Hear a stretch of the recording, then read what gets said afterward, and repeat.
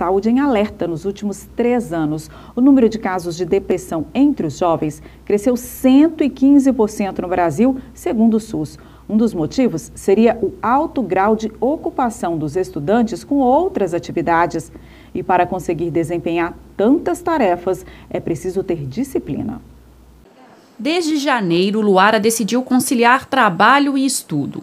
Desse jeito, ajuda a família e planeja o futuro profissional. Eu vejo que em mim eu fiquei muito mais responsável, eu amadureci muito, né, em relação a tudo. Eu dei mais valor às coisas, eu dei mais valor ao dinheiro, eu olhei tudo de uma outra forma, sabe, de um outro ângulo. O trabalho também faz parte da vida do Kênio desde os 16 anos. Agora ele cursa economia e a rotina continua cheia de atividades. De manhã eu procuro fazer as atividades da faculdade, em questão de trabalho, estudo para a prova mesmo e etc. À tarde eu trabalho, né? Tenho uma carga horária de 6 horas e acho tranquilo o meu trabalho e a faculdade, é fácil de conciliar. E à noite eu vou para a faculdade. Luara e Kênio fazem parte dos cerca de 17% de jovens na América Latina que trabalham e estudam. Para administrar tanta coisa, cada um usa uma estratégia. A organização do tempo é o que mais importa para poder ter um controle sobre aquilo que você está procurando. Eu olho minha alimentação, né, e minhas horas de sono, porque eu sempre tento não interferir nisso. E também no final de semana, você ter o seu tempo também de lazer, é lógico, porque senão você não vai aguentar mesmo a rotina, você não vai ficar mais cansado. Uma rotina apertada, com várias atividades, pode em muitos casos representar crescimento pessoal. Por outro lado, é preciso ficar de olho para que a correria não se transforme em problemas na saúde. Entre 2015 e 2018, o número de jovens diagnosticados com depressão cresceu 115%. Este psicólogo aponta que o autoconhecimento pode ser a chave para cuidar da saúde da mente em tempos tão corridos. É muito importante para você saber o momento assim que você diz, eu não estou bem. Você não percebe que você perdeu seus prazeres, de que não é mais agradável você ir para o seu trabalho, não é mais agradável você ir para a sua aula, para chegar em casa, que para muitos é um alívio em alguns momentos, fica tudo no mesmo tom. Ver o Gabriel assim deitado no sofá é coisa rara.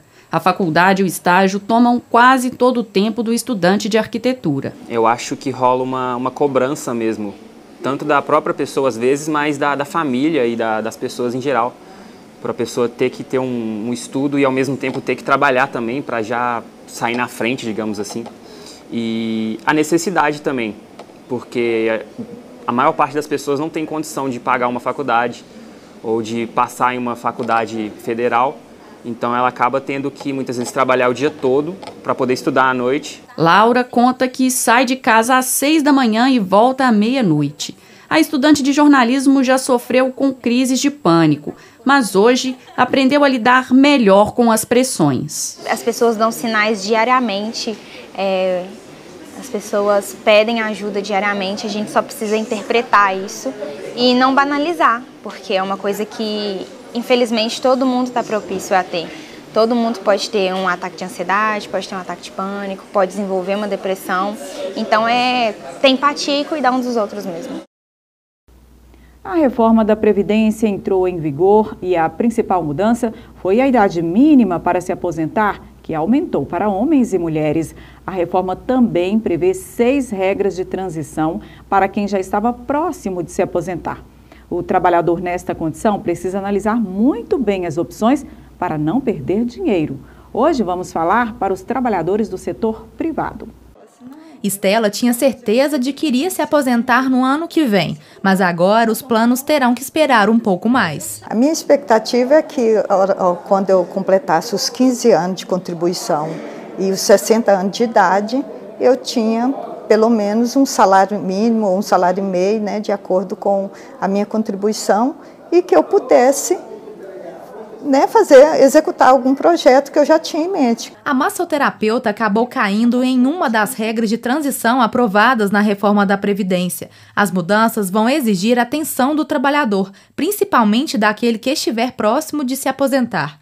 Para os trabalhadores da iniciativa privada e das estatais, são 4 regras de transição, que incluem, em alguns casos, a idade mínima de aposentadoria e o tempo de contribuição. O caso de Estela se encaixa na regra de aposentadoria por idade. Antes, a idade mínima para se aposentar era de 60 anos no caso das mulheres e 65 anos no caso dos homens, além do tempo mínimo de contribuição de 15 anos. Agora, a idade mínima para as mulheres subirá 6 meses por ano até chegar a 62 anos em 2023. As formas de passagem entre as atuais aposentadorias e o novo regime previdenciário acabaram pegando de surpresa muita gente que já planejava parar de trabalhar.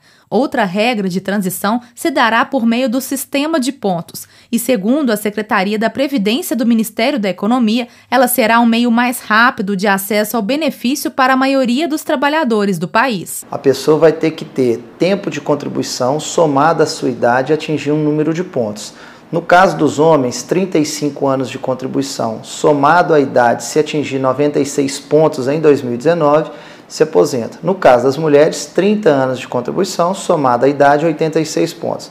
O grande problema é que a cada ano aumenta-se 1 ponto. Então, a partir de 2020, serão 97 para os homens, 87 pontos para as mulheres, sucessivamente até chegar a 105 para os homens, 100 pontos para as mulheres. Essa regra será aplicada para trabalhadores que ainda estão distantes de preencher os requisitos de tempo de contribuição ou de idade mínima para a aposentadoria. Já nos casos dos trabalhadores que tiverem 28 anos de contribuição, mulher, e 33 anos, homem, a regra que vai valer é a do pedágio de 50%. Será preciso trabalhar por metade do tempo que falta para ter o benefício. Ou seja, se pela regra atual faltar 1 ano para o trabalhador se aposentar, ele terá que trabalhar 1 ano e meio a mais. Também existe o pedágio de 100%. A regra de pedágio de 100% é uma regra muito ruim. Por quê? Porque o homem precisa ter 60 anos de idade e a mulher precisa ter 57 anos de idade. E o homem precisa ter 35 anos de contribuição e a mulher precisa ter 30 anos de contribuição. Porém, eu não vejo como sendo uma regra de transição que seja vantajosa para o cidadão. Porque se ele vai chegar aos 70 anos de idade para poder se aposentar, ele está alongando por demais a sua aposentadoria. Talvez é preferível ele cumprir a regra dos pontos. Para garantir que a tão sonhada aposentadoria não vire um problema, a ajuda de um especialista é fundamental. Em algumas situações, por exemplo, a pessoa pode pagar parcelas em atraso de contribuições previdenciárias que não foram realizadas e melhorar o valor do seu benefício.